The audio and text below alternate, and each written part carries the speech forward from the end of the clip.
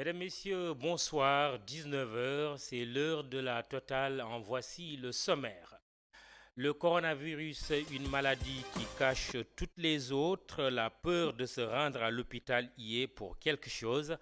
L'entretien confraternel avec Eugène Kali, journaliste du quotidien Le Soleil.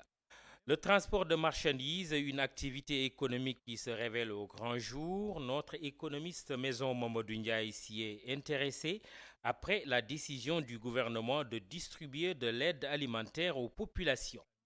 Bouillon culture, les activités culturelles en manque d'argent, la crise sanitaire actuelle est passée par là. L'inspiration ne manque pas chez nos artistes, seulement l'ennui est que leur transpiration n'est pas rémunérée en ce moment. Ailleurs à direction Mbaké ce soir, où le quartier Darussalam Extension attend impatiemment sa part des vivres, certains craignent une maldonne dans la répartition. Le diplomate de ce soir, le directeur de l'Institut Timbuktu, Bakary Samb, sera en ligne pour parler des différentes études et rapports sur les éventuelles conséquences du Covid-19 en Afrique, mais aussi du terrorisme qui est lui-même terrorisé par la pandémie. Tranche de vie à suivre si vous avez envie de connaître qui est Diopsi. Il s'est rendu célèbre cette semaine par ces camions qui ont été choisis pour transporter l'aide alimentaire d'urgence dans les coins du Sénégal. Et puis dans le monde des animaux, le portrait d'un oiseau très célèbre, le pigeon vous salue ou vous fait un salut de l'aile, puisqu'il est interdit de saluer de la main par ces temps qui courent. Bienvenue.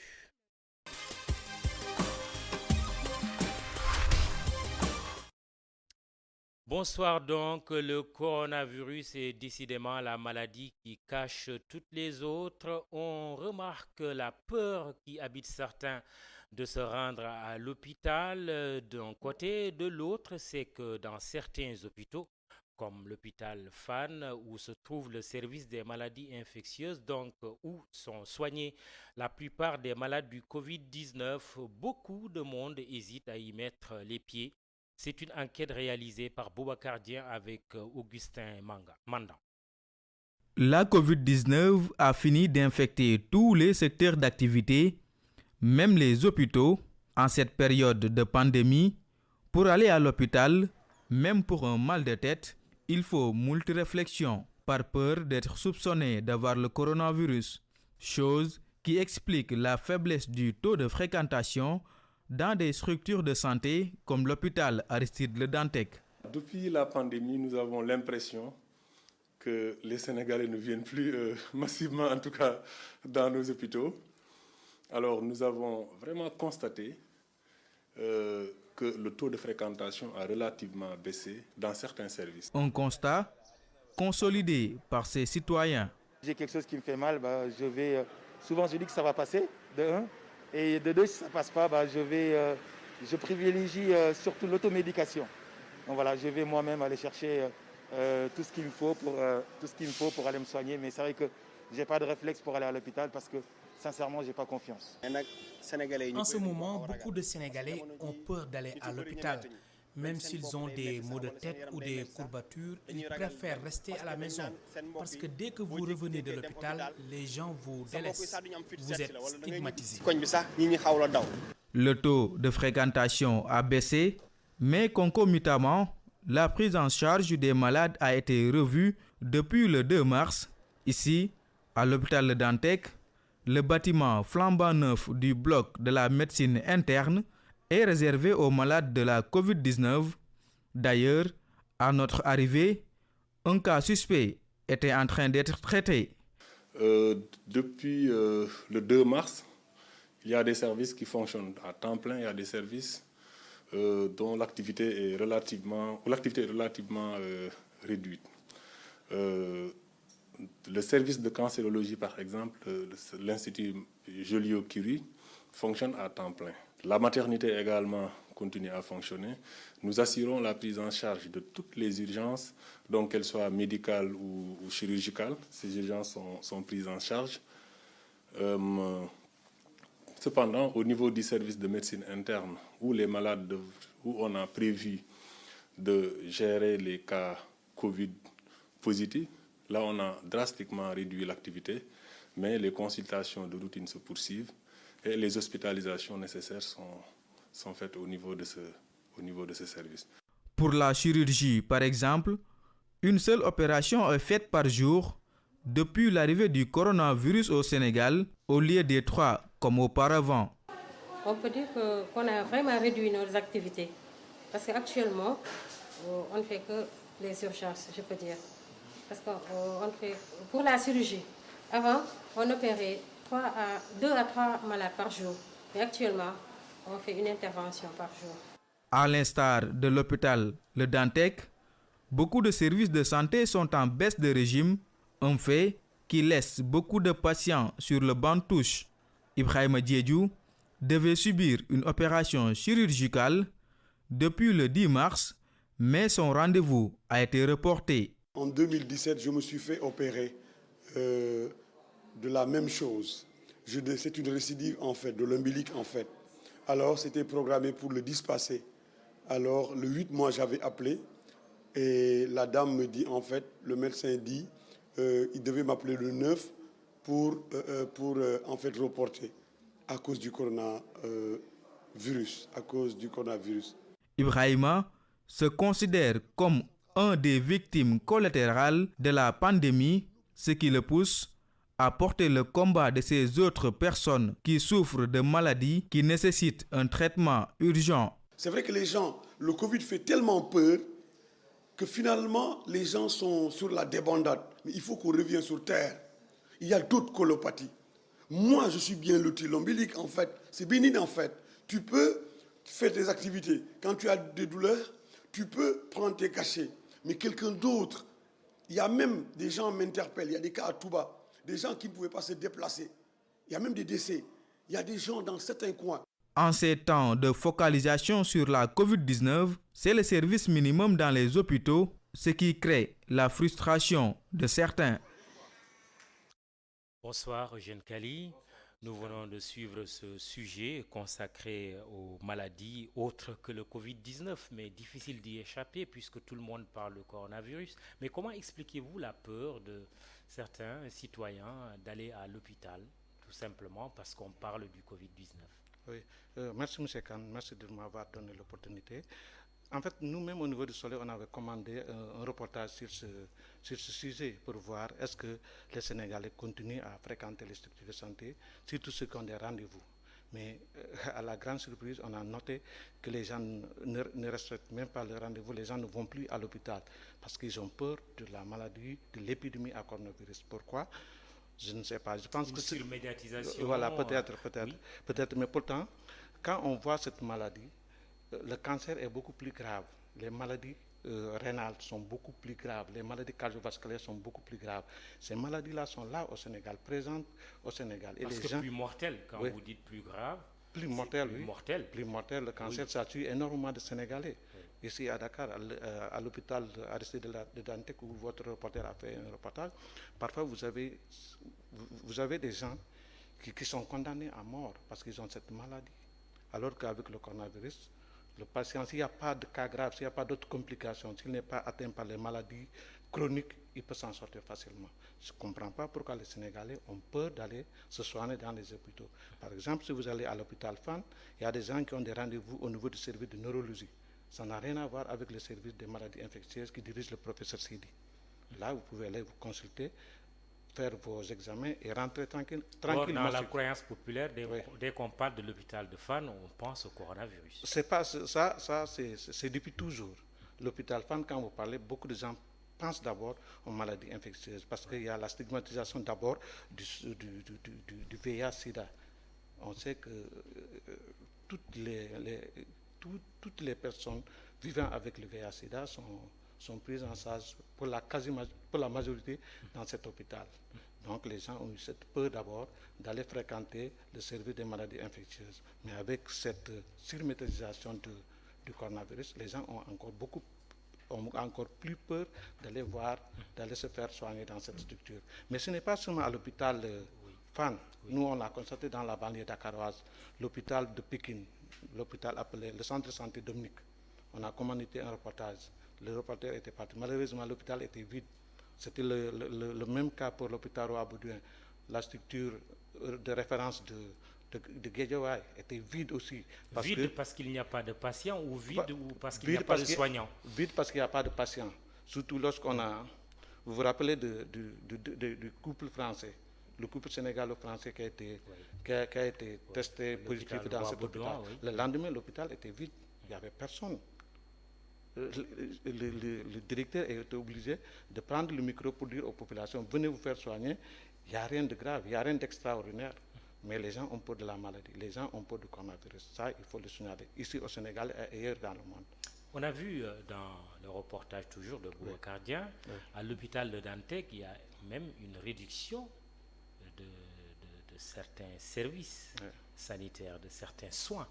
Là où le Dantec était à 3 opérations par jour, aujourd'hui, il n'y a qu'une seule opération par jour.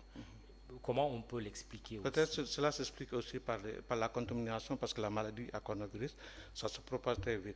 Il y a des gens il ne faut pas que le Covid-19 crée un autre problème de santé publique par le refus d'aller à l'hôpital ou par peur tout simplement d'aller à l'hôpital. Oui, les gens ont peur, mais ce sont les médecins, les professionnels de la santé qui doivent assurer les populations, de dire qu'il n'y a rien d'extraordinaire, vous pouvez venir vous soigner. Mais si un service comme la chirurgie décide de réduire le personnel, peut-être parce qu'ils utilisent aussi trop, les instruments qu'ils utilisent, ce sont des instruments qui peuvent contaminer un agent de santé. Ça, je pense que c'est dans le cas, c'est pour les protéger de cette maladie qu'ils ont décidé quand même de réduire le personnel. C'est aussi le cas dans beaucoup de services du Sénégal. Les gens restent dans la maison et travaillent directement avec l'hôpital parce que la médecine aussi a connu une avancée. Un aide-soignant peut-être peut rester à la maison et aider son patron à faire certains travaux. Je précise que l'objectif ou le but, c'est selon de ce sujet, ce n'est pas de banaliser le coronavirus qui est une maladie extrêmement grave, très contagieuse, ça tout le monde le sait, mais l'effet recherché, c'est de dire aussi, attention, il y a d'autres pathologies qui sont graves, qui doivent être soignées. Mais Eugène Kali, est-ce que finalement, nous ne sommes pas peu ou prou responsables aussi? Il y a une surmédiatisation, il y a une stigmatisation au point que certains pensent que le coronavirus est une maladie honteuse. Or, nous pouvons être potentiellement des porteurs du virus. Il faut aller se faire consulter, mais il faut aussi savoir qu'on peut avoir d'autres pathologies. Comment arriver à allier les deux? Comment y parvenir? Je pense que les Sénégalais, comme l'a expliqué M. Djidji dans le film, les gens doivent revenir sur le terrain pour savoir il y a le coronavirus, certes, mais il y a toujours des maladies. Il y a le rhume. Les gens sont toujours enrhumés. Mais M. Khan, aujourd'hui, il y a des gens, même quand ils sont enrhumés, ils ont honte de tousser. Parce qu'ils ont peur qu'on dise qu'il a le coronavirus. Alors qu'il y a le rhume, il y a les maladies respiratoires, qui sont quand vous demandez à un médecin, il vous dit, la première pathologie au Sénégal, c'est les maladies respiratoires aiguës. Maintenant, aujourd'hui, on n'en parle plus. Tout le monde parle de coronavirus. Moi, à un moment donné, je me pose la question, toutes ces dames que j'avais trouvées à l'hôpital, le Dantec, lorsque je faisais un reportage sur le cancer, c'est-à-dire quand elles entrent dans cet hôpital aujourd'hui, comment elles vont se comporter?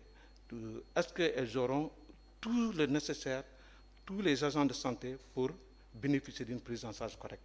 Je ne pense pas, parce que tout le monde est concentré sur le coronavirus. Au niveau du ministère de la Santé, quand vous arrivez, vous constatez que tout le monde travaille pour le coronavirus, pour éradiquer, pour endiguer cette maladie, qui est quand même une maladie grave, il faut le signaler, parce qu'au plan économique, ça n'arrange pas des choses. Au plan social, la maladie aussi, le coronavirus a fini de faire beaucoup de dégâts en Afrique, et dans le monde et malheureusement au Sénégal.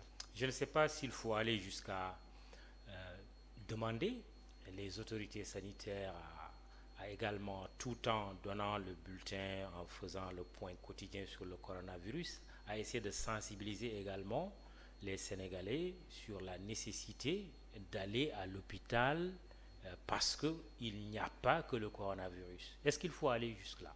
Oui, je pense que le ministère de la Santé, même dans son point de presse quotidien, doit aussi, après avoir sensibilisé les gens sur les gestes barrières, demander aux gens, ceux qui sont malades, de continuer d'aller dans les structures de santé pour suivre leurs soins. Oui. Je pense que ce serait une très bonne communication. Parce que, et que ce n'est pas parce qu'on va à l'hôpital qu'on contracte nécessairement la maladie du Covid-19. Voilà. Et que pour éviter cette maladie-là, il faut respecter les gestes barrières. Quand vous sortez, quand vous allez dans des lieux publics, portez le masque. Ça, c'est un moyen de prévention. Maintenant, quand vous êtes malade, il faut aller se soigner. J'avais réalisé une interview avec le directeur du SAMU national il y a 2 jours. Il m'a dit que la nuit, le SAMU national reçoit plus d'appels des femmes qui veulent aller dans les hôpitaux pour accoucher.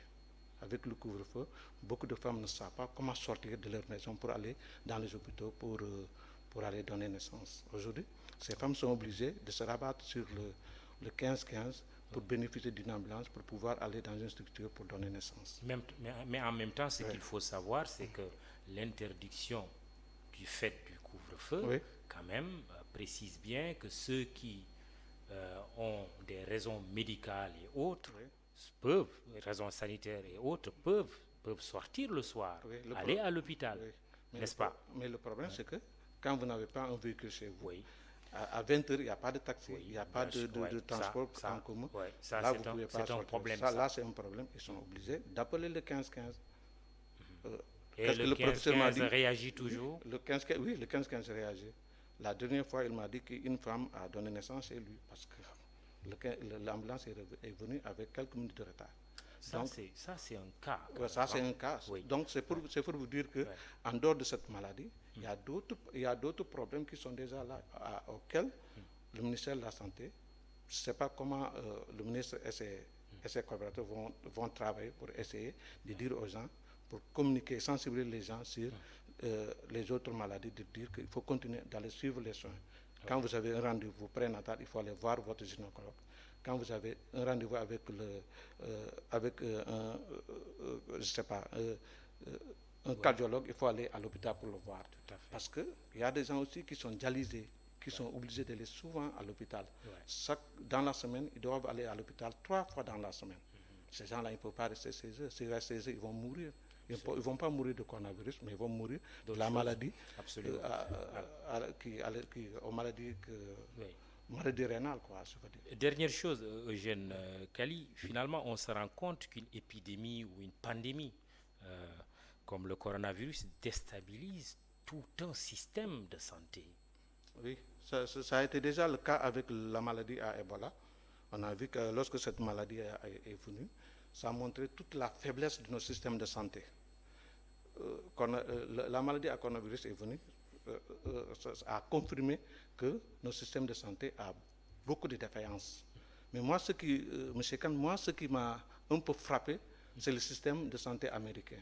Comment cette pandémie a pu montrer aux gens que le système américain n'est pas performant à ce point. C'est-à-dire, la maladie a montré que le service de réanimation des États-Unis a des problèmes, a des défaillances. Les lits ne suffisent pas.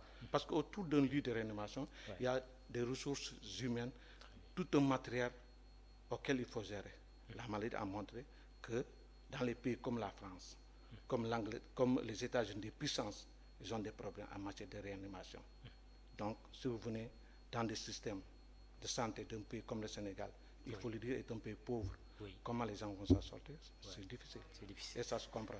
Merci Eugène Kali, journaliste au quotidien Le Soleil. Vous étiez venu nous parler des maladies autres que le coronavirus qu'il ne faut pas négliger. Merci et bonsoir. Merci. La suite de la totale.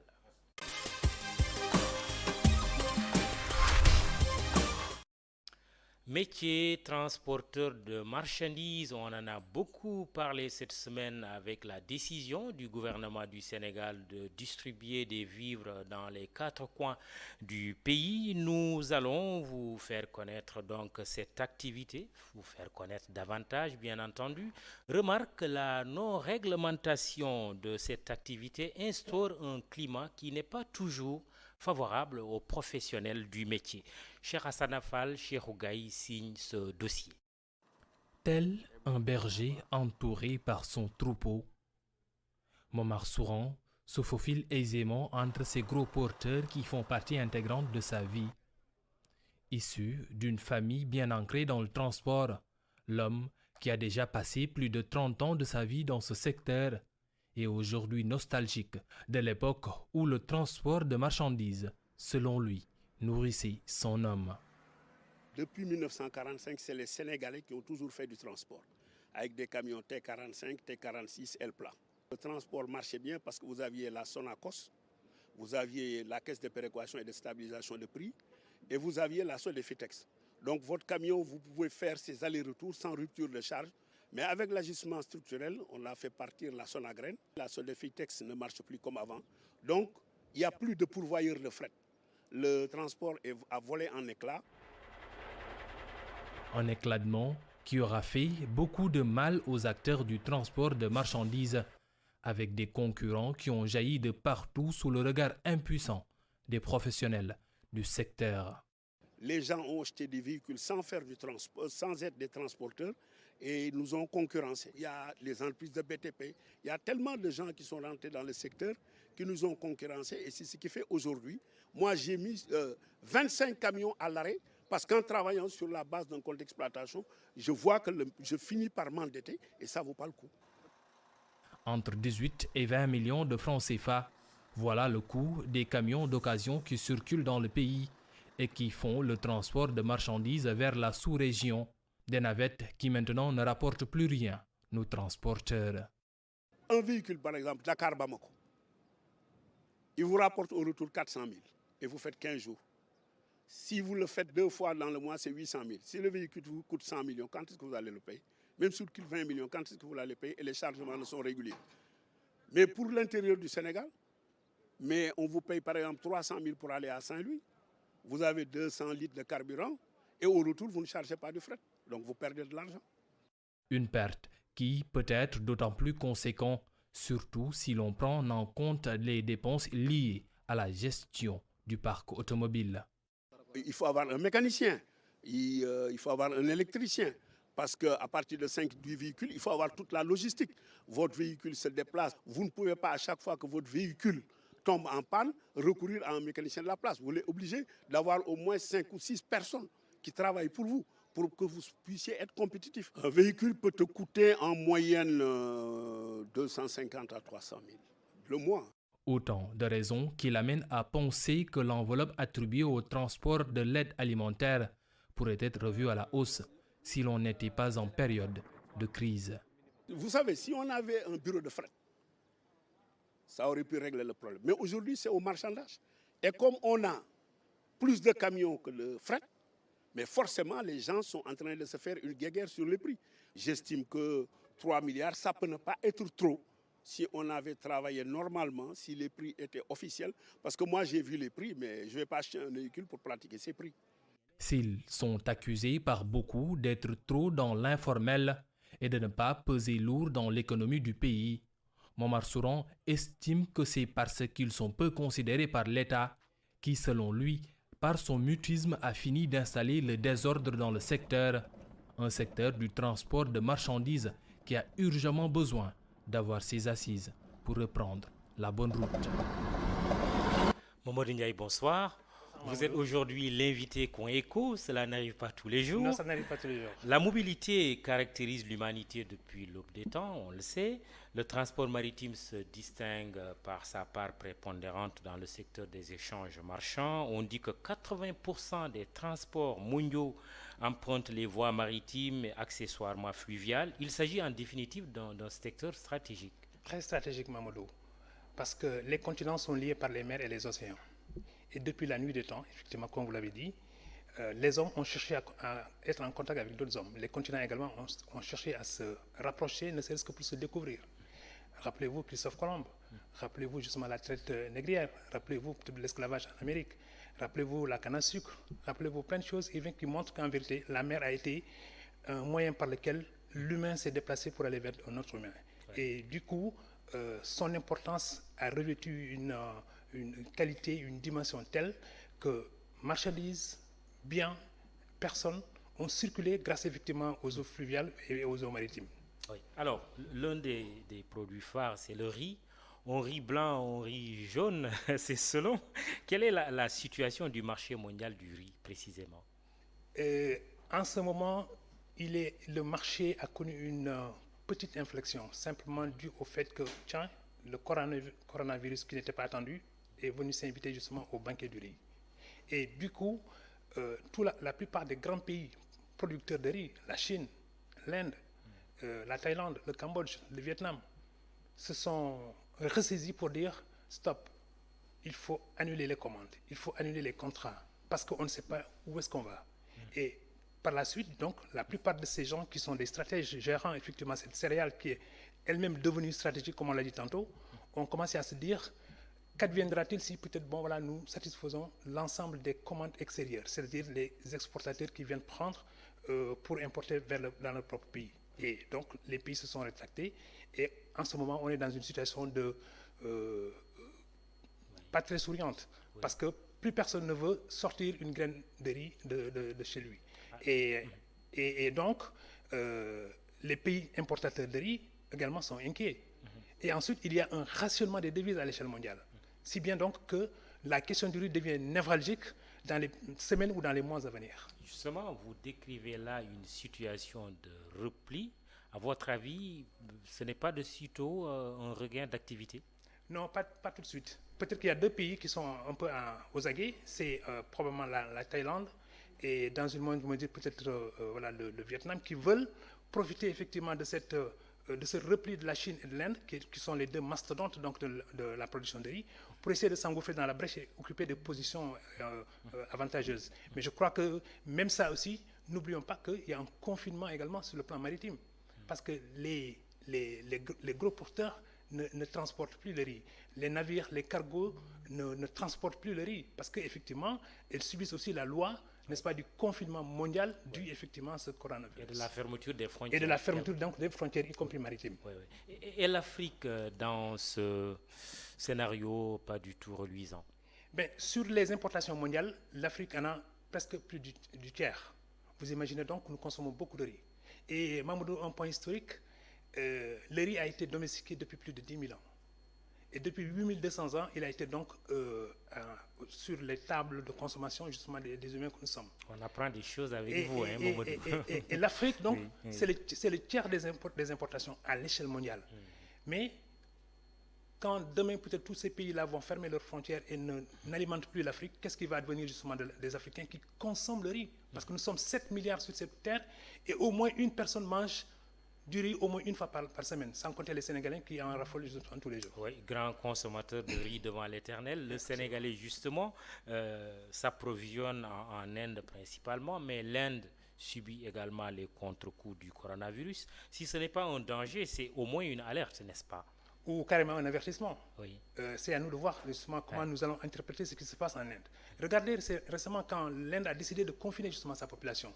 Les plus vulnérables, les plus pauvres ont décidé de quitter justement les grandes capitales pour se retrouver dans les campagnes. Or, dans les campagnes également, elles les avaient quittées simplement parce qu'il n'y avait plus rien. Et du coup, donc, il y a une bombe sociale qui pèse sur l'Inde. Mais le Premier ministre indien a décidé de stopper donc les exportations justement de la céréalerie. Et nous-mêmes, nous nous approvisionnons principalement en Inde. Si aujourd'hui le robinet indien est fermé, nous devons donc inventer des stratagèmes. Et c'est peut-être l'occasion avec le coronavirus qui sévit de voir dans quelle mesure nous pouvons maintenant réutiliser nos céréales et découvrir justement la saveur et les valeurs justement nutritives que nos céréales contiennent. Et quel est le prix de la tonne de riz sur le marché spot comptant compté? Alors, le marché spot, c'est effectivement, vous avez de l'argent, il y a de la valeur, il y a de la marchandise, vous l'achetez comptant et puis enfin vous la prenez. Maintenant, moyennant sans doute le transportement ou le transport. La tonne aujourd'hui, et ça je m'étonne d'ailleurs que le gouvernement sénégalais soit si informé que cela, parce qu'ils ont imposé sur le plan national pour ceux qui veulent remporter le marché du riz, de l'avoir à 275 000. Or, c'est le même prix à partir justement des pays exportateurs, des pays émetteurs justement de ces riz-là. La tonne est à l'importation. C'est le prix à l'importation. Or, le gouvernement sénégalais a voulu l'imposer donc à ceux-là qui voulaient souscrire justement sur le plan donc de l'appel d'offres. Du coup, j'ai dit il y a probablement deux choses. La première, c'est que soit l'éducateur principal de ces riz était informé donc, et il allait s'approvisionner pour justement ces jours-ci. Ou deuxièmement, soit il n'était pas informé, mais il a vu un coup et il devait jouer ce coup-là, c'est-à-dire c'est l'après-coup. Il remporte le marché, il perd donc il perd au prix coûtant, mais il va emporter probablement ultérieurement des dividendes, et c'est là aussi peut-être un coup qu'il a joué, et probablement il va l'emporter aussi. Très bien, on va voir ce que cela va donner. Et puis dernière question, Mamadou, sommes-nous à l'abri des mauvaises surprises de l'approvisionnement? On peut le dire comme ça, parce que nous n'avons pas de réserve alimentaire. Et le riz est devenu aujourd'hui un enjeu de sécurité alimentaire, Mamadou. Si nous n'avons pas donc de réserve, qu'est-ce qui pourrait advenir dans les 3 mois qui viennent? On a vu que pour l'instant, on peut approvisionner le marché. On a vu également le gouvernement sénégalais, pour acheter des tonnages conséquents destinés aux populations sur la base effectivement du discours du président de la République. Oui, il y a du riz, mais le riz ne peut pas être disponible indéfiniment si les marchés restent fermés, en tout cas les marchés d'approvisionnement, comme l'Inde qui était notre principal. D'où l'enjeu de l'autosuffisance. D'où l'enjeu de l'autosuffisance. Vous êtes du fleuve, mais nous avons 270 000 hectares attenantes au fleuve, mais ces terres ne sont pas mises en exploitation, et c'est dommage. Oui, et pour revenir au prix, c'est une curiosité. Finalement, on se dit, mais si on pousse la réflexion plus loin, peut-être qu'un jour, on arrivera, le temps de régler notre problème d'autosuffisance alimentaire, bien sûr, on arrivera peut-être à acheter le riz beaucoup moins cher que nous ne l'achetons maintenant. Mais parfaitement, un économiste est passé de la Fadonnière, il a dit, mais pourquoi on ne paierait pas au prix cher même notre propre production, ne serait-ce que peut-être pour encourager les producteurs à aller cultiver le riz. Oui. Et ça, c'est du point de vue stratégique. Mais ultérieurement, quand les Sénégalais vont découvrir la valeur nutritive de leur propre riz, en comparaison du riz importé, qui est souvent d'ailleurs du riz brisé, qui n'est pas donc destiné à la consommation, mais les Sénégalais sont incorrigibles. Ils prennent du riz brisé qu'ils considèrent effectivement comme le meilleur riz, alors qu'il ne l'est pas. Mais si aujourd'hui les Sénégalais découvrent donc le riz de la vallée, qui est un riz propre, parce que cultivé justement sur des terres qui elles-mêmes sont alimentées par un fleuve qui n'est pas attaqué justement ni par les vers ni par l'eau saline. Alors, quand les Sénégalais vont découvrir ce riz, sur le long terme, peut-être qu'ils vont le privilégier, et donc notre facture d'importation de riz va diminuer sans doute de moitié ou peut-être du tiers.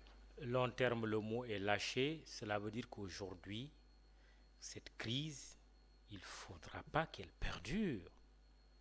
Parce qu'on peut assister à une crise alimentaire. Et c'est ce qu'il faut redouter en ce moment. Parce que, comme on disait à l'époque, les sécos sont vides. Il n'y a pas aujourd'hui de réserve alimentaire suffisante pouvant aller au-delà de 3 mois. Sinon, nous allons nous retrouver devant nos chambres, comme on dit dans le langage populaire. Merci Mamadou Ndiaye d'être venu nous parler donc de cette activité, je dirais même ce métier de transport de marchandises. Merci et bonsoir Mamadou. Merci Mamadou.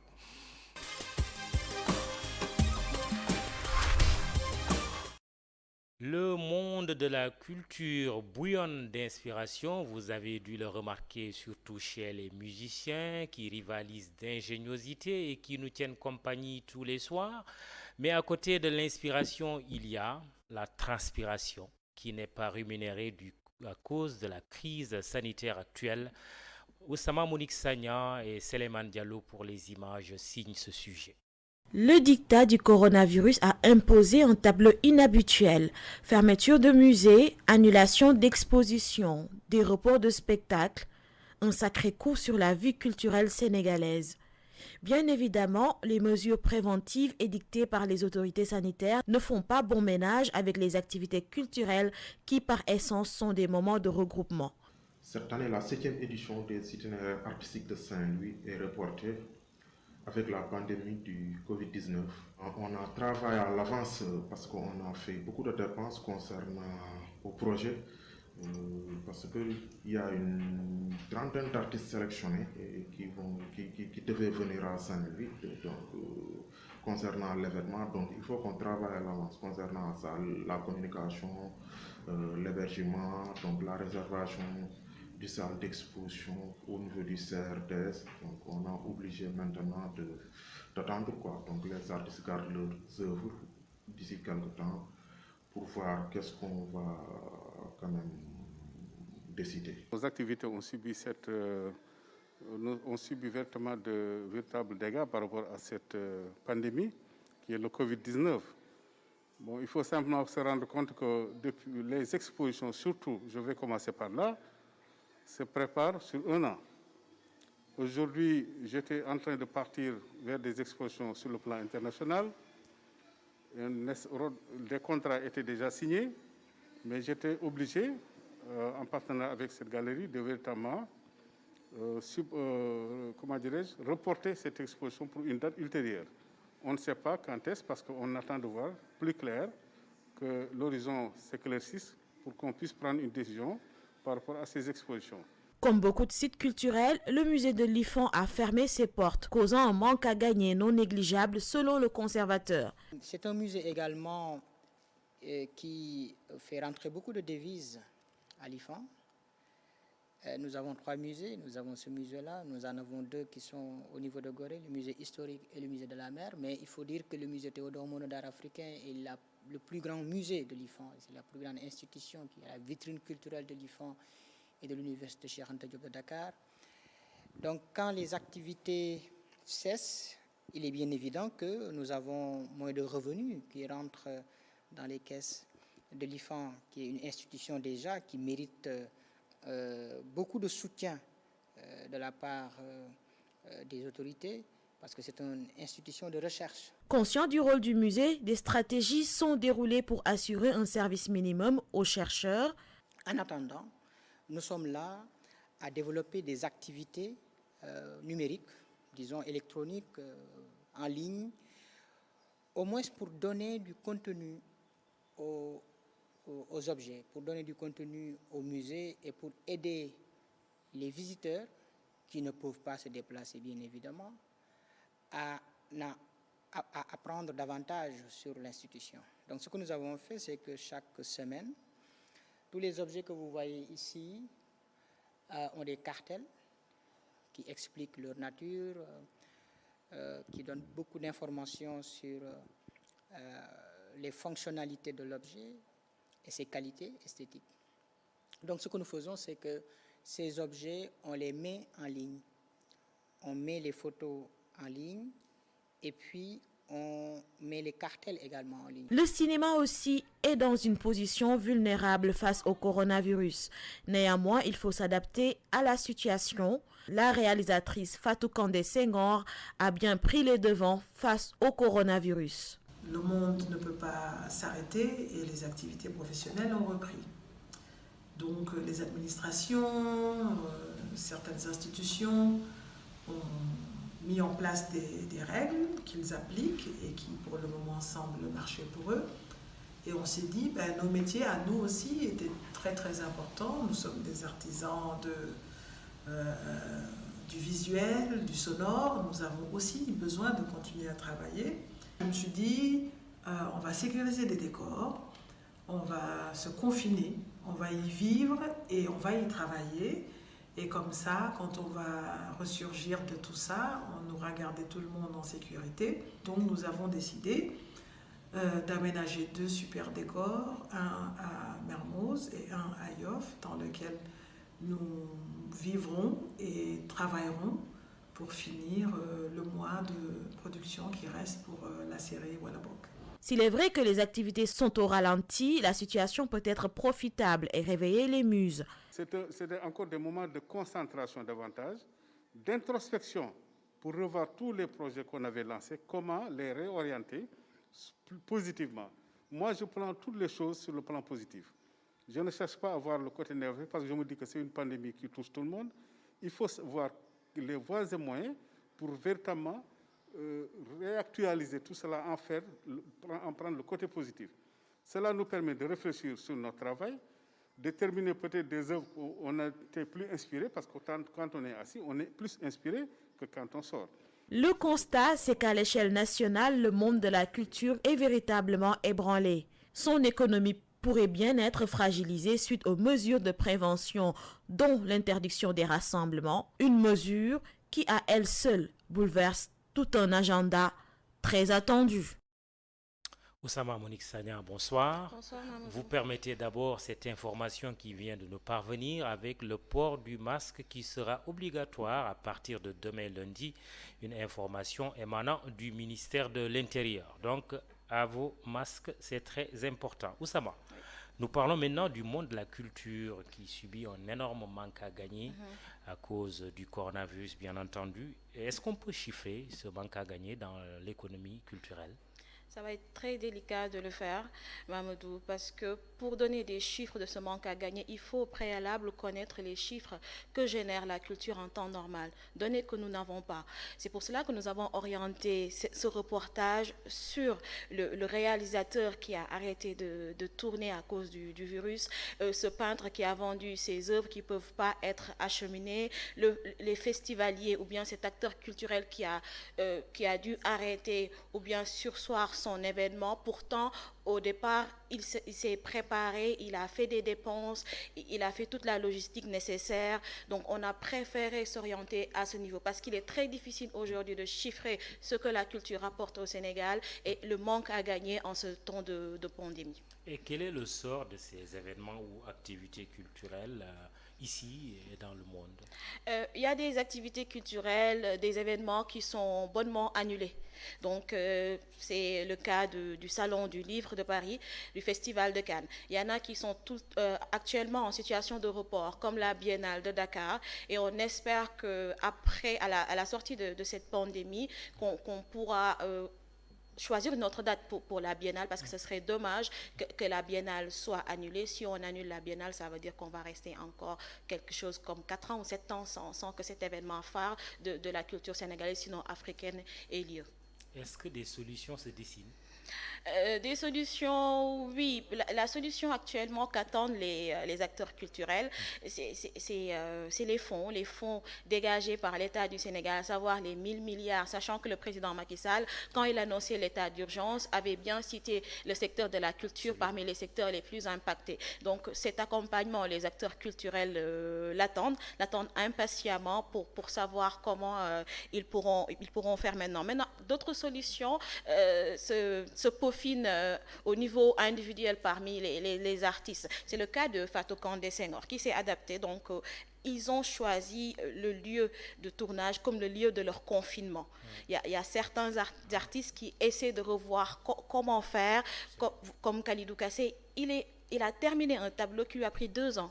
Donc, ils sont en train de voir à leur niveau comment ils peuvent s'organiser éventuellement si pareille situation se reproduise. Il y a le cas également du musée de l'IFAN. Le musée de l'IFAN met en ligne ses œuvres pour permettre aux chercheurs de ne pas cesser leurs activités de recherche. Donc, c'est ce genre de solutions qui sont en train d'émerger face à cette situation. D'autres, comme les musiciens, sont en train de donner des concerts en ligne pour permettre le confinement à ces Sénégalais qui ne peuvent plus sortir, qui ne peuvent plus assister à des spectacles.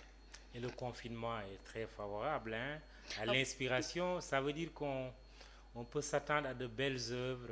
Tout à fait, on peut s'attendre après le coronavirus. Parce qu'il faut bien qu'il s'en aille. Mais bien sûr, il va s'en aller. On espère, on croise les doigts que ça très bientôt.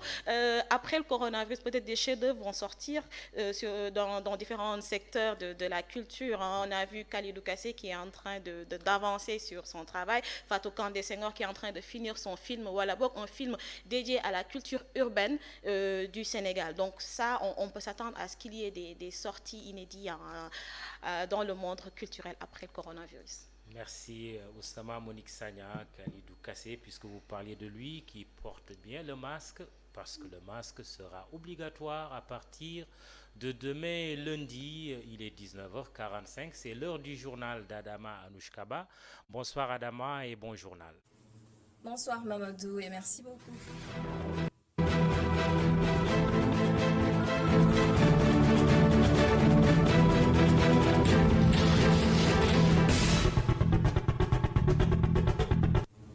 Bonsoir à tous et bienvenue sur ITV, le journal que nous démarrons avec cette information de dernière minute. Dès demain, lundi 20 avril 2020, le port de masque sera obligatoire partout au Sénégal. L'arrêté du ministère de l'Intérieur sera à cet effet publié le même jour. Et pour la première fois depuis le début de la pandémie, un camp de dépistage massif volontaire sera installé demain à Guédiawaye.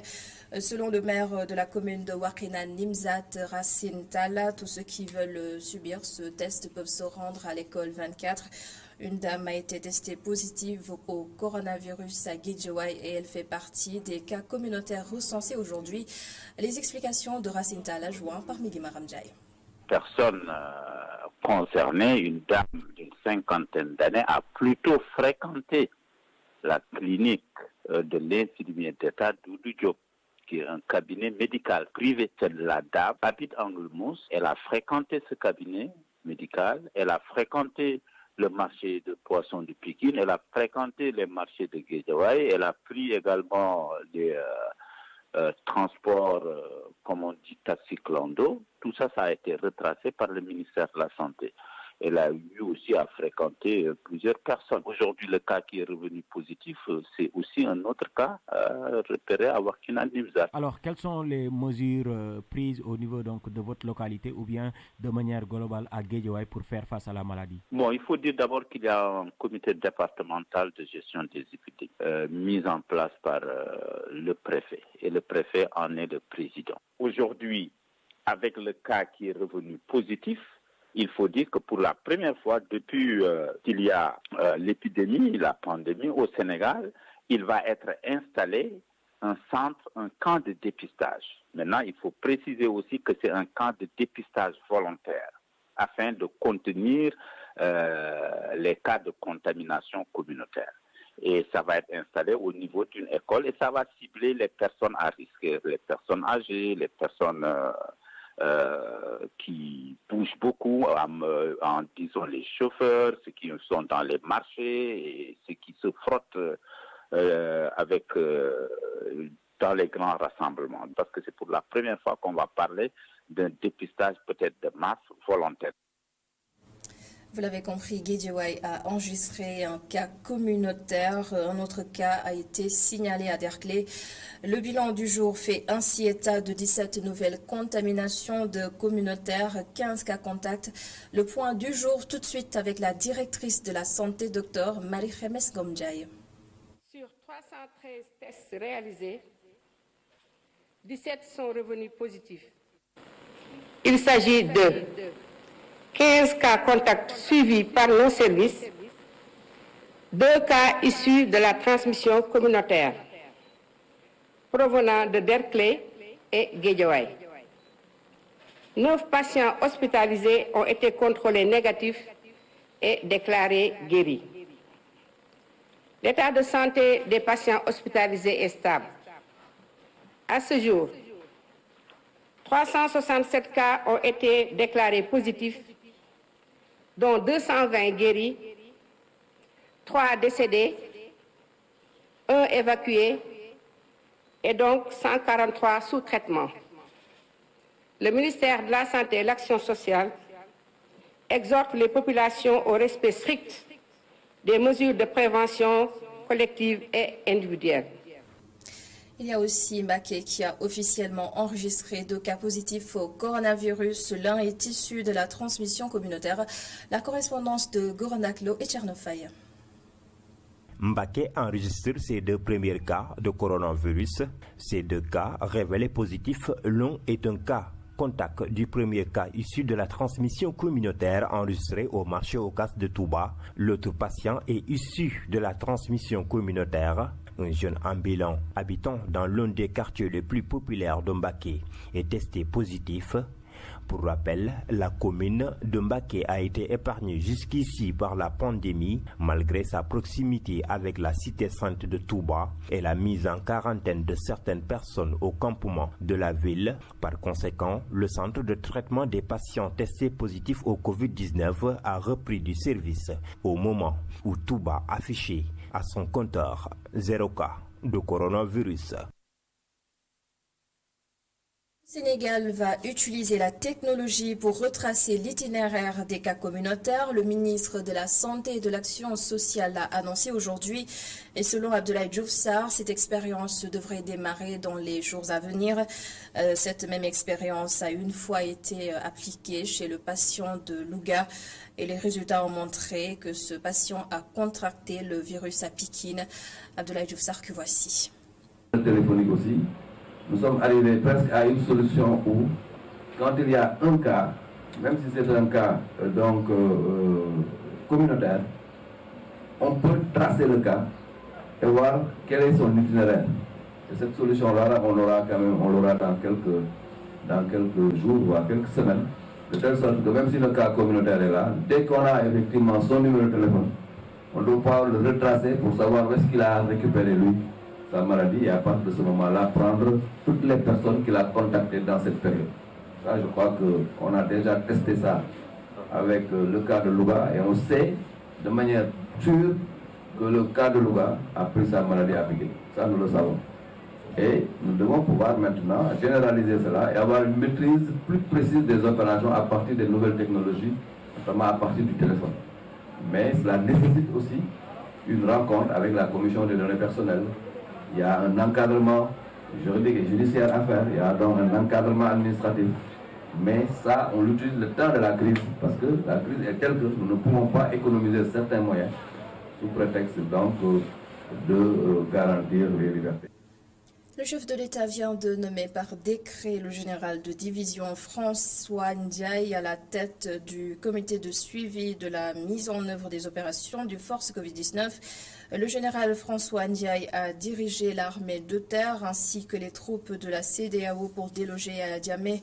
Le comité de suivi sera composé de personnalités issues du régime actuel, de l'opposition, des organisations patronales, syndicales ou encore de la société civile.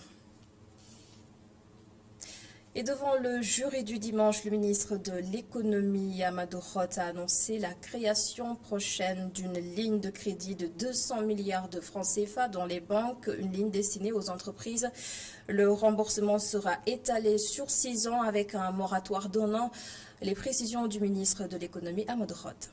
C'est la facilité de trésorerie rapide de 200 milliards de francs CFA que nous sommes en train de mettre en œuvre avec les banques de la place. L'État s'engage à hauteur de 70 milliards de francs CFA en dépôt dans les banques et rémunéré à taux zéro. On obtiendra un taux de sortie pour ce genre de crédit de trésorerie à 3,5% maximum. Et l'État également renonce à l'impôt, donc à la taxe sur les affaires financières. L'État va renoncer pour que le taux de sortie pour les entreprises soit à moins de 3,5%, pour que également ce prêt, qu'on l'ait sur 6 ans avec un moratoire de 1 an, pour permettre aux entreprises de sortir un tout petit peu de la crise et de rembourser donc sur une durée de 5 ans. C'est toutes les entreprises qui ont un chiffre d'affaires qui a, pour l'instant ce qu'on a retenu, un chiffre d'affaires qui a baissé au minimum de 33%. Si vous avez perdu tout votre chiffre d'affaires, vous êtes éligible. Si vous avez perdu 33% ou plus, vous êtes éligible. Et toujours devant le JDD, le ministre de l'économie Amadou Hott a tenu à rassurer sur la santé de l'économie sénégalaise fortement contaminée par le coronavirus. Elle est encore loin de la récession, contrairement à ce que beaucoup pensent. Selon le ministre de l'économie, le Sénégal peut être fier de sa capacité de résilience puisqu'il ne dépend pas entièrement, du marché des matières premières. Explication chez Hassan Fall. La crise engendrée par la Covid-19 fait très mal à notre économie. La confidence nous est faite par Amadou Hott. Toutefois, pour l'économiste et ancien vice-président de la Banque africaine de développement, notre économie nationale ne se dirige pas vers la récession. Je ne pense pas qu'on va aller jusqu'à une récession. Notre économie, quand même, elle est relativement très résiliente. Et nous ne sommes pas aussi une économie qui dépend aussi trop, par exemple, du cours, par exemple, des matières premières. Mais nous, heureusement, on n'a pas ce type de problème. Mais certains secteurs, quand même, vont absolument avoir une croissance négative. Par exemple, pour l'hébergement, l'hôtellerie, ce sera autour de, pour l'instant, à moins 60%. Même si le chef de l'État avait annoncé une baisse de la croissance nationale qui pourrait tomber à 3%, le ministre de l'économie et du plan se veut plus rassurant. Pour 2019, le taux de croissance estimé aujourd'hui, c'est 5,3%. Et pour l'année 2020, ce qu'on avait estimé, c'est 6,8% de croissance, ce qu'on avait estimé. Donc avec la crise, nous perdrons au minimum 4 points de pourcentage de croissance. C'est le degré d'augmentation qui a baissé. Il y a toujours augmentation, mais c'est que le niveau d'augmentation a baissé simplement pour dire en fait que la création de richesses réelles dans le pays, on a eu création de richesses dans le pays par rapport à l'année passée, mais on a eu moins que ce qu'on avait eu par exemple l'année précédente. À l'image du monde, l'économie sénégalaise a elle aussi reçu un sacré coup de frein à cause de la pandémie du coronavirus. Mais l'État du Sénégal a déjà mis en place une série de mesures pour soutenir les acteurs de l'économie nationale, allant même jusqu'à prévoir la révision du PAP 2 du plan Sénégal émergent et la loi sur le partenariat public-privé. Tout ceci pour aider à relancer l'économie nationale. Merci beaucoup, cher Hassan Fall. Certains quartiers de Guédiawaye sont jusque-là épargnés par la pandémie, mais leurs habitants ne dorment pas pour autant sur leur laurier, à l'exemple de Médina Gounass. Là-bas, les populations se sont mobilisées, organisant des caravanes de sensibilisation. Notre correspondant Mamadou Lamine Fati nous en dit plus. Médina Gounass, une commune de Guédiawaye très peuplée, jusque-là épargnée par la pandémie, se mobilise pour un réveil des consciences et le respect des gestes barrières. Ce qui a motivé même notre engagement, c'est parce que nous avons constaté la promiscuité aidant, mais aussi il y a beaucoup de vendeurs véritablement donc de tables, beaucoup de vendeurs de café, parce que les gens vivent à travers ces activités-là. Et jusqu'à présent, on constate qu'aujourd'hui, ces milieux sont en train d'être fréquentés de plus belle. Et donc la seule stratégie que nous avons, c'est de les sensibiliser, mais aussi de les donner les moyens de se protéger. Et parmi ces moyens, il y a aujourd'hui les masques. Le port de masque devient aujourd'hui obligatoire, compte tenu que chacun peut être vecteur de la maladie, chacun peut être porteur de la maladie. Et donc il faudra véritablement que chacun se soupçonne soi-même, que dise que moi je peux être vecteur de la maladie. Et pour se protéger et protéger mon vis-à-vis, le seul moyen dont je dispose, c'est le port des masques. Mais aussi éviter les rassemblements qu'on est en train de constater. Parce que jusqu'à présent, les gens continuent à faire les rassemblements, continuent à se partager le thé, continuent à fréquenter les lieux où on avait l'habitude de vendre les cafés.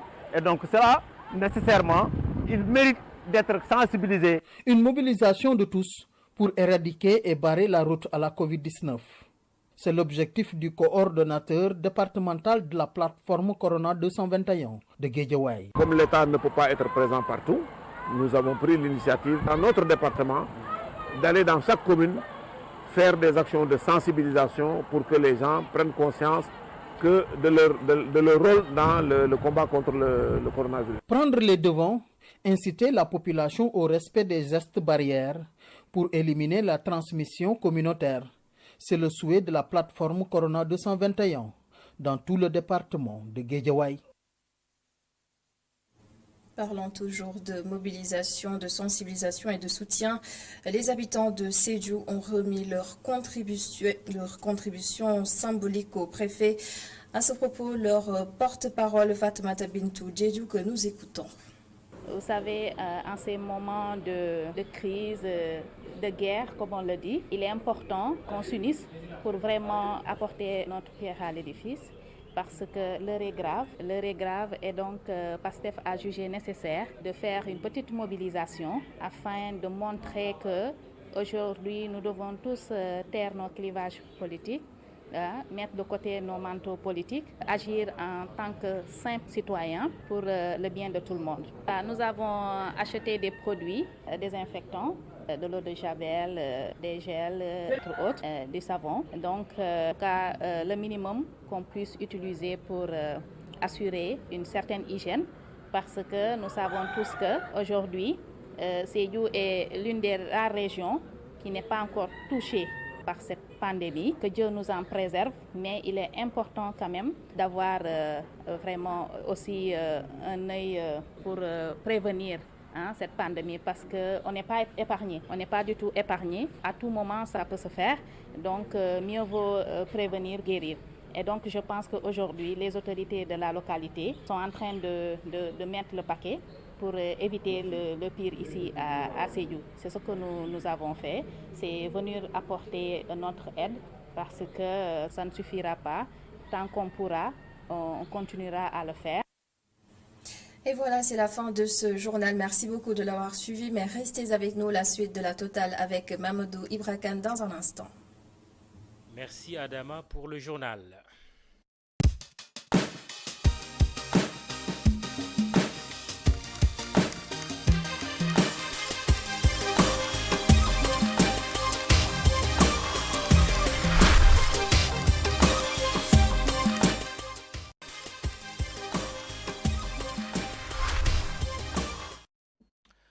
Le diplomate ce soir, il s'agit du directeur de l'Institut Timbuktu, Bakary Samb. Vous êtes en ligne. Bonsoir Bakary.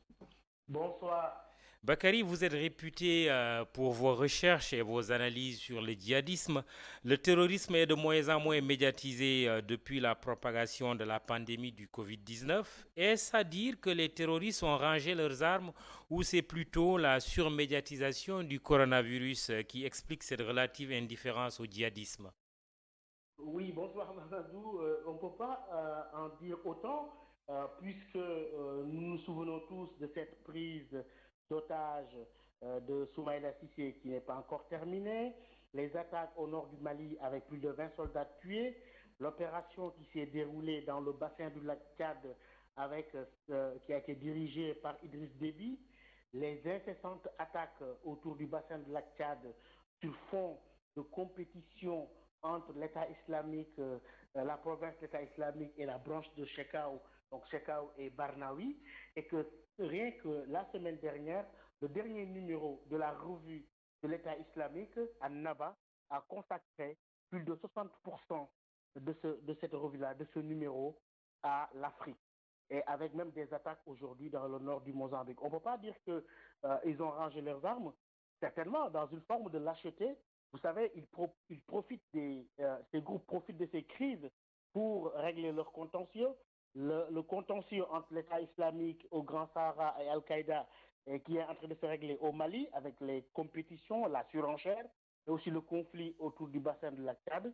Ce sont des querelles de positionnement aussi et d'avancée dans certains territoires. Vous savez que ces groupes ne cherchent pas en temps de pandémie à gérer des territoires parce que s'ils étaient appelés ou amenés à gérer des territoires, ils vont aussi gérer le coronavirus. Donc, ils vont profiter de la faiblesse des États pour déstabiliser.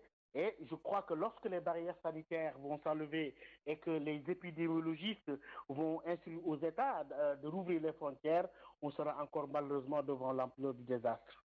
Alors, Bakary, ce que vous décrivez est assez surréaliste d'ailleurs. Pendant que le monde est confiné à cause du coronavirus, le terrorisme continue donc de tuer. En tout cas, les attaques sont toujours là.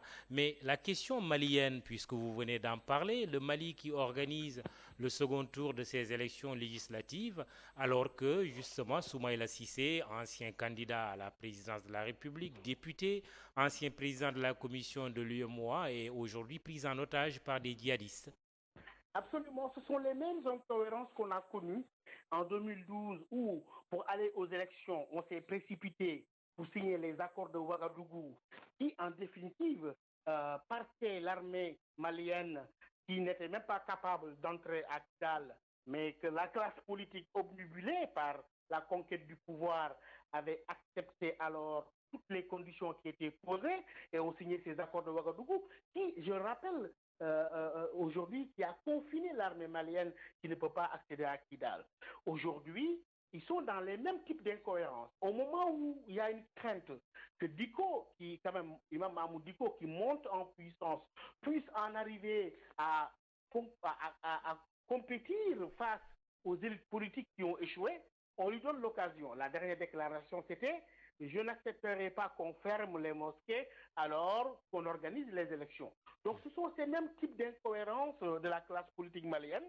Mais en même temps, il ne faut pas oublier quelque chose de très important. Soumaïla Cissé était très soutenu dans le Massina. C'est un fief électoral de Soumaïla Cissé. Certains même disent que la déstabilisation du centre du Mali, occasionnée par les incohérences de IBK, était pour lui soustraire un fief électoral assez important.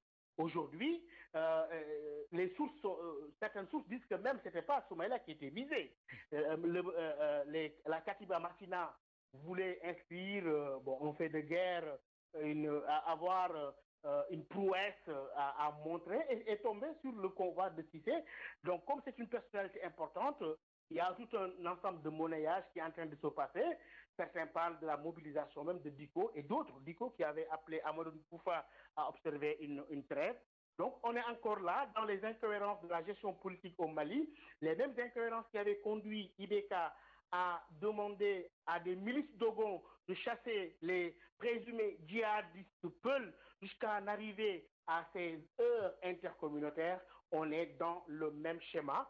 Et imaginez demain qu'on organise, aujourd'hui, les élections dimanche, on n'en a même pas parlé parce que à cause du coronavirus, et qu'après, qu'on veuille prendre des mesures restrictives sur les lieux de culte, ça va poser les mêmes problèmes et malheureusement, ça ne participera pas à calmer la situation au Mali. Et les dernières nouvelles concernant Soumaïla Cissé, il se porte bien, si vous en savez un peu plus que nous? Oui, vous savez, dans ces négociations-là, elles étaient mal entamées. À un moment, la Katiba Matina avait même capturé un des négociateurs. Aujourd'hui, tous les regards se tournent vers une certaine élite politique qui a de l'influence dans le Massina, donc Peul, mais qui ont été aussi décrédibilisés par Ibeka lui-même. Et aujourd'hui, on se retrouve, le choix, c'est de se rabattre sur Mahmoud Diko, qui va de plus en plus prendre de l'ampleur en étant la personne qui va trouver la solution. Et du coup, le pouvoir politique malien qui était si affaibli va continuer à l'être davantage et que ces négociations-là avancent. Mais je crois que ça a été mal mené d'annoncer des négociations sans s'assurer des préalables. Vous savez que dans l'histoire des groupes armés et terroristes, dès qu'on annonce des négociations, on est face à une forme de surenchère, car tout le monde va vouloir être à la table, et là c'est la multiplication des groupes et des interlocuteurs, parce que chez eux, la culture du butin fait que si tu n'es pas autour de la table, tu es forcément dans le menu. Bakary Samb, coronavirus et terrorisme, nous en parlions tout à l'heure, mais parlons surtout de toutes ces projections aujourd'hui qui sont faites par des institutions, par certaines personnalités politiques. La Commission économique pour l'Afrique des Nations Unies, dirigée par la Camerounaise Vera Songwe, rapporte qu'il y a un risque de 300 000 à 3,3 millions de morts en Afrique à cause du Covid-19. Faut-il prendre ce rapport au sérieux ou pas, à l'image des déclarations ou études alarmantes, en tout cas pessimistes, qui l'ont précédé? Oui, vous savez, le propre de la prospective, c'est d'annoncer des choses qui n'étaient pas attendues. Mais je crois qu'aujourd'hui, de toutes ces études-là, aussi bien l'étude qui a été publiée par le CAPS du Quai d'Orsay et d'autres qui ont été publiées par le Crisis Group et d'autres institutions, je crois qu'il y a des faits importants qui ont été négligés. Premièrement, la question de la résilience. On ne sait pas comment les pays africains vont réagir. C'est-à-dire qu'on est habitué à une forme de logique selon laquelle les mêmes causes vont toujours entraîner les mêmes conséquences. Alors que dans l'histoire de l'Europe, on a vu lors de la peste noire que l'Europe occidentale n'a pas réagi de la même manière que l'Europe de l'Est. En Europe occidentale, l'après-pandémie, en tout cas les conséquences de la peste noire ont été une forme de démocratisation, alors que dans l'Europe de l'Est, ça a produit ce qu'on appelle le second servage. Donc on n'a pas laissé, dans cette analyse-là, on s'est enfermé dans les systèmes en oubliant les acteurs. Les Africains ont pu montrer une forme de résilience dans d'autres circonstances. Et je ne peux pas non plus exclure ou balayer d'un revers de main toutes les projections, mais je ne peux pas non plus ne pas donner leur chance aux acteurs, aux capacités endogènes de résilience propres aux pays africains et qui peut-être feront que les choses ne se passeront pas de la même manière. Je rappelle que l'Afrique a été contaminée en dernier lieu. On a eu le temps d'apprendre de la Chine, on a eu le temps d'apprendre de l'Europe. Et qu'aujourd'hui, je crois que l'Afrique a été consciente de fait. C'est-à-dire que dans cette pandémie globale, la seule bataille qui était gagnable était la bataille de la prévention. Et on voit que quand même les pays africains s'y attellent. Maintenant, il faut espérer dans les semaines qui viennent que la courbe ne monte pas tel que ça a été en Europe. Mais en tout cas, il y a quelque chose de très important. cette pandémie rappelle à nos autorités l'urgence d'investir dans la santé, en sachant que c'est ironie du sort qu'aujourd'hui, aussi bien les riches que les pauvres, les gens du pouvoir, de l'opposition, la classe politique, que les populations locales vont se soigner dans les mêmes hôpitaux. Ceci nous rappelle l'urgence d'investir dans la santé et d'en faire un secteur prioritaire après la casse qui a été provoquée par les politiques d'ajustement structurel. Investissement dans la santé, Bakary Samb, cette actualité autour du coronavirus a été marquée cette semaine également par la menace ou la décision du président américain Donald Trump de suspendre la subvention que son pays apporte à l'OMS, qui est estimée à 500 millions de dollars. Quel effet cela pourrait avoir? Ceci aura certainement des effets très néfastes sur l'organisation elle-même. Mais lorsque j'ai écouté l'interview de l'ambassadeur des États-Unis disant que, en fait, ils vont maintenant prendre leur destin en main et investir directement en bilatéral ou en multilatéral. C'est-à-dire que les États-Unis nous ont habitués à retirer leur financement, en tout cas de ne pas renouveler leur financement à certaines institutions lorsque ces institutions adoptent des positions qui sont contraires à leurs intérêts ou à leur orientation diplomatique. Ça a été le cas pour l'UNESCO avec la reconnaissance de Jérusalem comme faisant partie du patrimoine palestinien. Ça a été aussi aujourd'hui le cas de la manière dont les États-Unis sont assez critiques sur la conduite des opérations et la gestion de cette pandémie. Certainement, les États-Unis auraient voulu un peu plus de pression sur la Chine, en tout cas, ou en tout cas rendre beaucoup plus évidente une certaines responsabilités qui seraient celles de la Chine, mais dans ce moment de doute et de grand débat, on ne peut rien trancher. Mais en tout cas, les États-Unis ont à leur tête aujourd'hui un président qui est pragmatique, qui peut gérer la politique et la diplomatie comme une entreprise. Alors, Bakary, je vais terminer par vous citer. Vous avez signé une tribune il y a quelques jours et vous dites le plus grand risque auquel nous faisons face est que le monde post-coronavirus coïncide aussi avec celui du post-Shem. Fin de citation, expliquez-nous. C'est ça, c'est-à-dire que nous sommes dans un monde post-Shem où il n'y a plus les fameuses hontes qu'on pourrait avoir à rester sur certains principes. Aujourd'hui, les États-Unis défendent leurs intérêts et on est à la croisée des chemins dans une phase qu'on pourrait appeler une phase de transition de puissance, où l'Europe aujourd'hui est engluée dans cette maladie, elle n'en est pas sortie, en craignant que la Chine prenne sa place en Afrique. Donc nous sommes dans ce jeu de domino et ce jeu d'échecs entre les grandes puissances, de sorte que même quand on appelle à surseoir, en tout cas alléger la dette, derrière, il y a des calculs, il y a un volontarisme qu'on peut saluer, mais il y a des calculs, sachant qu'en appelant à alléger la dette, aujourd'hui, la dette africaine, elle est à 40% chinoise. C'est-à-dire que pour les Européens aujourd'hui, ils vont mettre la Chine devant le fait accompli. Alors, vous, qui vous présentez comme le sauveur de l'Afrique, que faites-vous pour la dette pour aussi s'affaiblir mutuellement sur le plan économique. Donc c'est un moment assez crucial où nos pays devraient saisir ces opportunités et je suis sûr qu'il y a un tournant très important qu'il ne faut pas qu'on rate, c'est-à-dire que l'Afrique aujourd'hui, si on s'en sort bien, est capable d'être la Chine des années 90 et entamer son processus d'industrialisation parce que l'Europe aura besoin forcément d'alternatives, mais il ne faudrait pas subir ces modèles. Il faudrait une forme d'inventivité et que l'Afrique ne soit pas seulement un continent qui va absorber des idéologies, mais qui propose des alternatives, mais surtout qui s'affirme au vu de ses intérêts stratégiques. Merci Bakary Samb. Je rappelle que vous êtes le directeur de Timbuktu Institute. Merci d'avoir été le diplomate.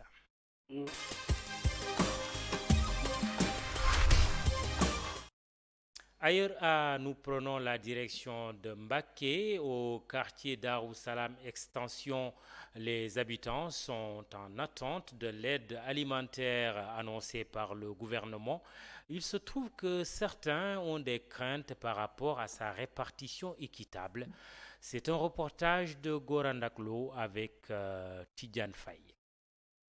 gisuñ fi nag gouvernement bi lum ne lii la wala ndawam ñun gisaguñ ko. Ali Fall, de son nom, ce père de famille privé de son travail depuis près de 2 mois, selon lui, aucun recensement n'a été fait dans ce quartier périphérique de la commune de Mbacké. Mbas mi de metti na lool koom-koom gi moom daanaka jarut laaj ku ne xam na ne nërmeelu na ndax ku daan liggéeyatoo xam nga ne koom-koom mënatu faa am. Nous traversons des moments difficiles. L'économie est impactée par la Covid-19. Depuis le début de l'état d'urgence, nous sommes restés à la maison pour suivre les mesures préventives. Je travaille ailleurs, mais personne ne peut sortir. Nous sommes confinés et pourtant, nous devons nourrir nos familles.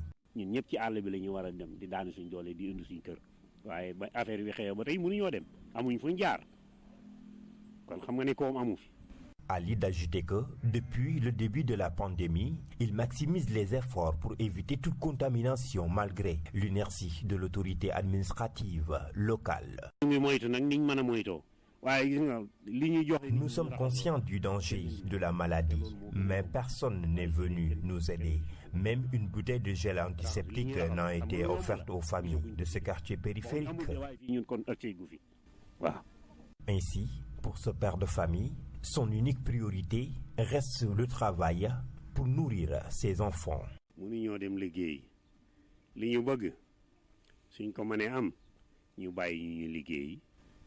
Comme personne ne nous aide, il faut qu'il nous laisse travailler. Nous sommes des soutiens de famille, mais rien que pour appliquer les mesures édictées par l'autorité médicale, nous sommes à la maison et nous ne pouvons que prier pour que ce virus disparaisse à jamais, pour qu'on puisse reprendre le chemin du travail.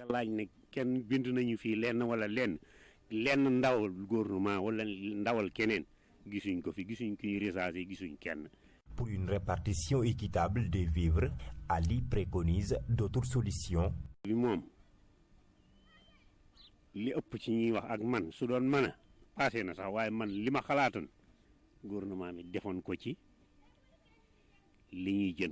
L'État devait injecter les milliards dans l'économie, cela me paraît mieux car tout un chacun pourrait sentir le coup. Mais ce que je vois actuellement ne m'inspire pas confiance. L'État devait baisser le prix des denrées de première nécessité.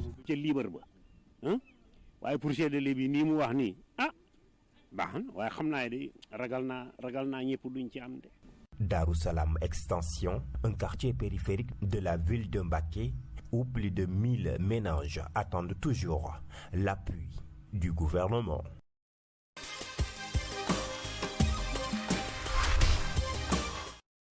Diopsi par-ci, Diopsi par-là, c'est un des hommes de la semaine. Le député et homme d'affaires s'est rendu célèbre par le marché de transport des vivres d'urgence qui a été attribué à sa société. Demba Diop ou Diopsi tout court, une tranche de vie qui mérite d'être racontée et c'est un exercice auquel s'est soumis Oumar Kane. Demba Diop, ce nom ne vous dit peut-être pas quelque chose, mais Diopsi, certainement, tellement l'homme est dans toutes les sauces. Très proche de la famille maraboutique de Tivaouane, Diopsi est peint comme un homme très généreux et qui fait beaucoup dans le social. Un côté Père Noël qui nous échappe souvent. Diopsi boo xoolee bu gàmmoo masaana jot rek nekk na nit koo nga xam ni dana jël lu ëpp 300 nag séddale ko biir Tivaouane. À chaque veille de Gamou, Diopsi distribue plus de 300 bœufs dans Tivaouane, en plus du riz qu'il distribue dans tout le département de Tivaouane et dans la plus grande discrétion. C'est certainement ce que certains ignorent, c'est pourquoi ils osent l'attaquer. Diopsi a même construit des routes. Moi qui vous parle, j'enseignais à Koul. La route entre Koul et Darougui, c'est Diopsi qui l'a construite gratuitement. Et à chaque tabaski, c'est Diopsi qui donne des habits à tous les talibés, plus de 2500 talibés. Donc s'il y a quelqu'un dans le pays qui fait bien du social, c'est Diopsi. Donc lu ëpp ay 2500 talibés Diopsi di leen xottil. Kon kooku social yaakaar naa ni kenn warul da taxaw donc di ko jàngal nan lañ koy defaree wala ngay taxaw di ko ca dénigrer. Si ce côté Père Noël de Diopsi échappe souvent aux Sénégalais, c'est parce que l'homme est plus cité dans des scandales que dans des œuvres caritatives. Non, se défend-il, je suis un travailleur, a-t-il dit à Khalifa Diakhaté. Mais Diopsi, pourquoi a-t-on l'habitude de dire que vous êtes dans toutes les sauces? Diopsi est dans le lotissement, il est dans le transport entre autres et la plupart du temps ça se termine en litige. léegi dama bëgg d'abord ñu xam dara nit ki buy liggéey day liggéey man damay liggéey dama nag mu ñëw rek benn dama ñëw rek dama doon liggéey université maa yoroon restaurant universitaire Il faut que les gens comprennent quelque chose. Quand quelqu'un travaille, il faut le laisser travailler. Moi, je travaille, j'étais à l'université. C'est moi qui gérais le restaurant universitaire quand ça a été privatisé. Et j'étais un fournisseur à l'époque. Aujourd'hui, il y a beaucoup de cadres dans le pays. C'est à l'université qu'ils m'ont connu. Je suis dans le transport, mais je ne me limite pas qu'à cela. Transporteur bu yem ci benn liggéey transport ça veut dire que yow xamuloo transport moo tax mais ñun ñu judd ci transport màgg ci dañu diversifier les travaux qu'on fait dans les transports. Mais la réalité est que Diopsi est partout et dans tout.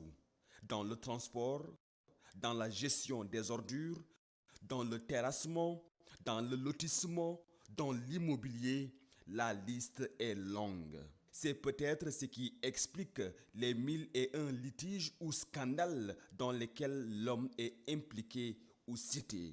La plus récente, le marché d'attribution du transport des vivres dans le cadre de la distribution de l'aide alimentaire aux populations vulnérables. Il y a aussi le scandale foncier concernant 2 terrains de 6 000 et 2 000 mètres carrés à la cité Almadies 2 ou Diopsi et au banc des accusés. Il en est ainsi de ces démêlés avec la Bank of Africa sur un terrain hypothéqué de 6 829 mètres carrés à Rufisque Nord.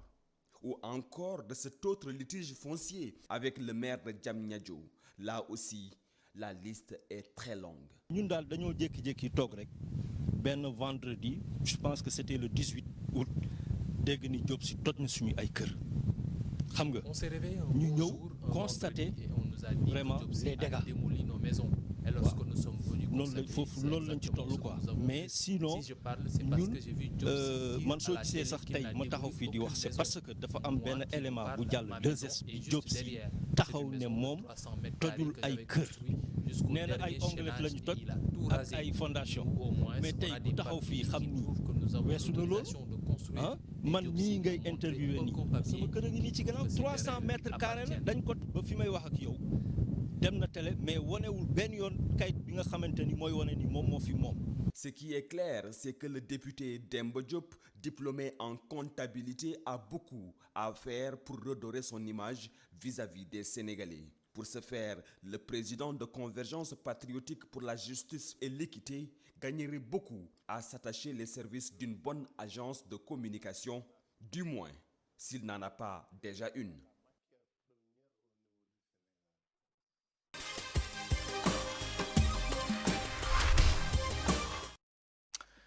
Plongés dans l'univers animalier maintenant, nos reporters se sont sentis pousser des ailes cette semaine. Bienvenue dans le monde des oiseaux.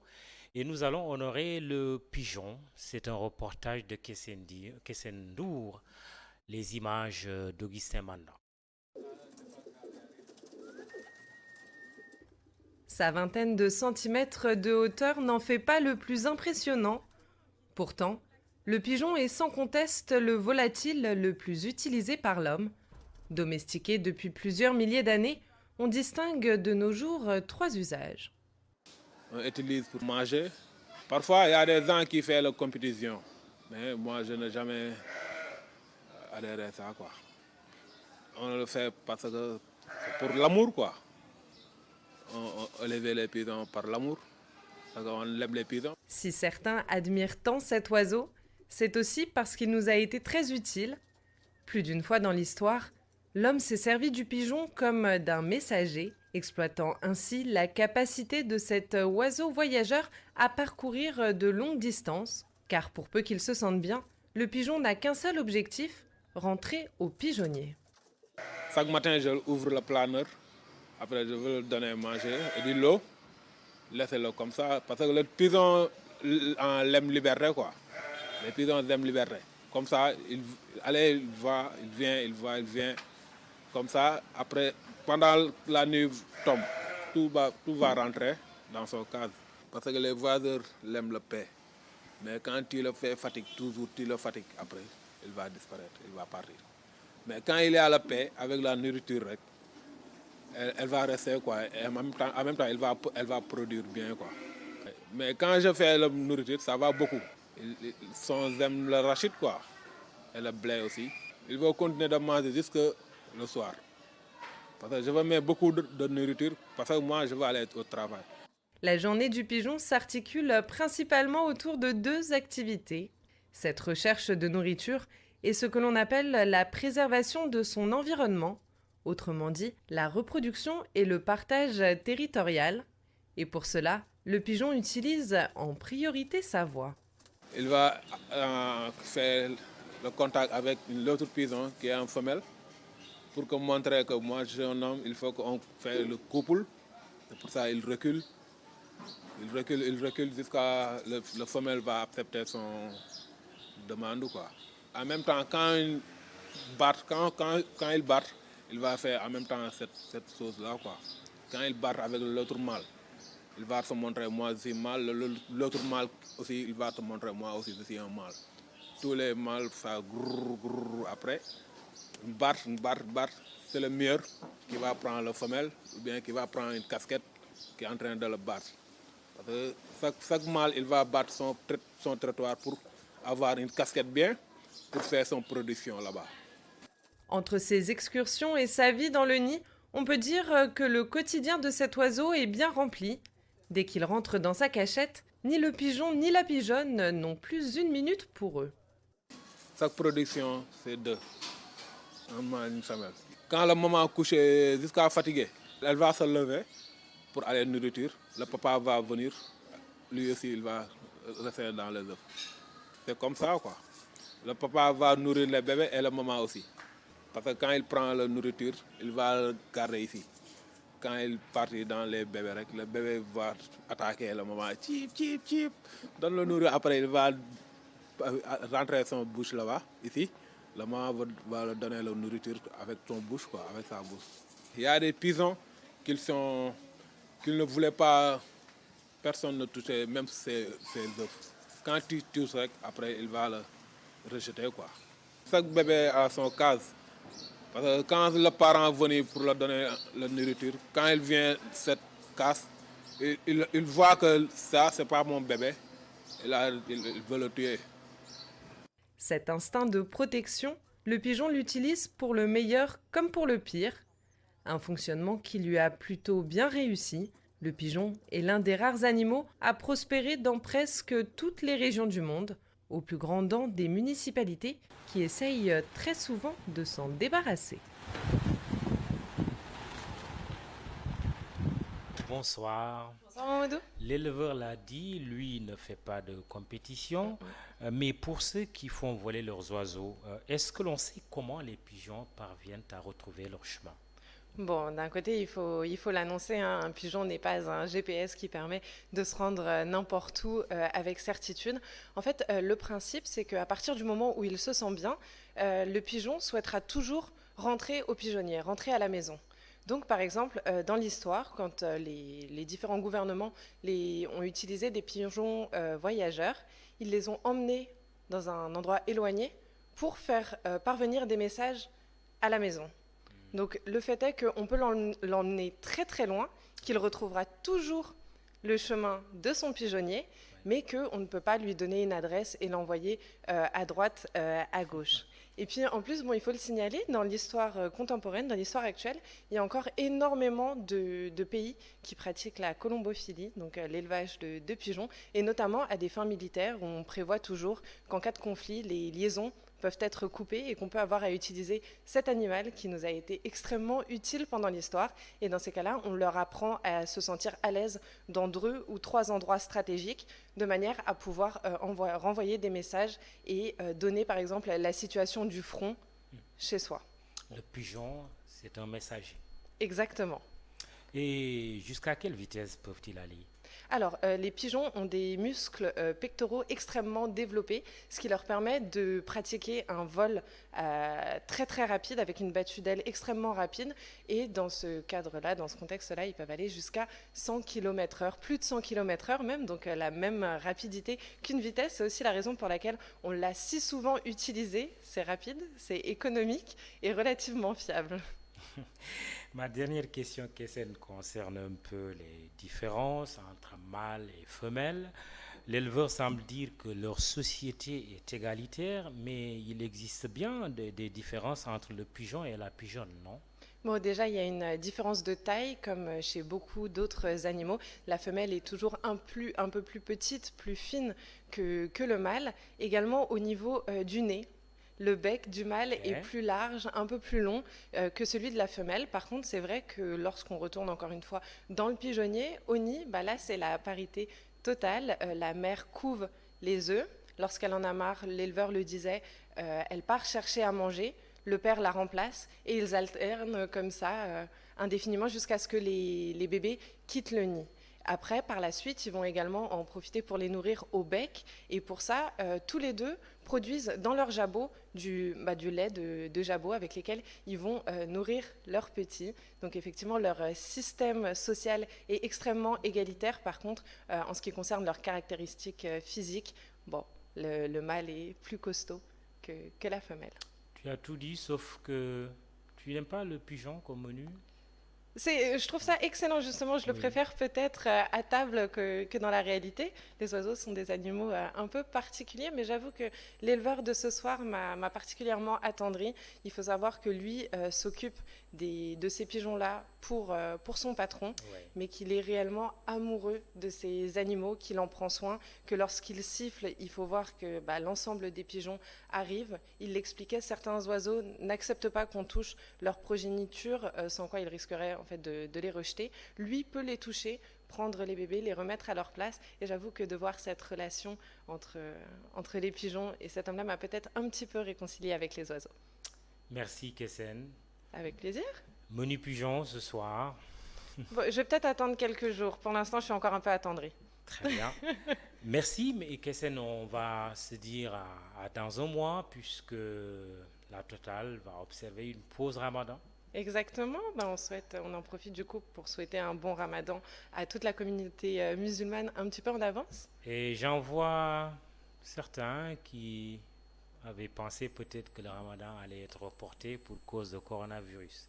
Ce n'est pas du tout le cas. Le Ramadan est prévu donc la semaine prochaine et la Total qui va observer une pause, mais c'est quand même utile de vous rappeler cet arrêté du ministre de l'Intérieur qui rend le port obligatoire à partir de demain lundi dans les lieux ci-après, les services de l'administration publique, quel qu'en soit le mode de gestion, les services du secteur privé, donc les entreprises, il faut le comprendre ainsi, les lieux de commerce, les moyens de transport, article 2, puisque je vous parlais tout à l'heure de l'article 1er, article 2, tout manquement aux présentes dispositions sera puni par les peines prévues par les lois et règlements. Article 3, le présent arrêté sera publié au journal officiel. Port de masque obligatoire. On est bien d'accord. Et c'est pour notre bien. Effectivement, on s'y pliera. Merci Kessendour, c'est la fin de cette Total. Rédaction en chef Khalifa Diakhaté, réalisation Masmboub. Merci à toute l'équipe technique, mais aussi aux journalistes qui ont permis donc la réalisation de votre magazine d'information à la Total. C'était le 15e numéro, 15 semaines que nous vous étions ensemble. Une petite pause de 4 semaines, un mois, pour les besoins du Ramadan. Merci, n'oubliez pas votre rendez-vous idée avec Sophia Ba. Bonsoir et à très bientôt. Bon Ramadan.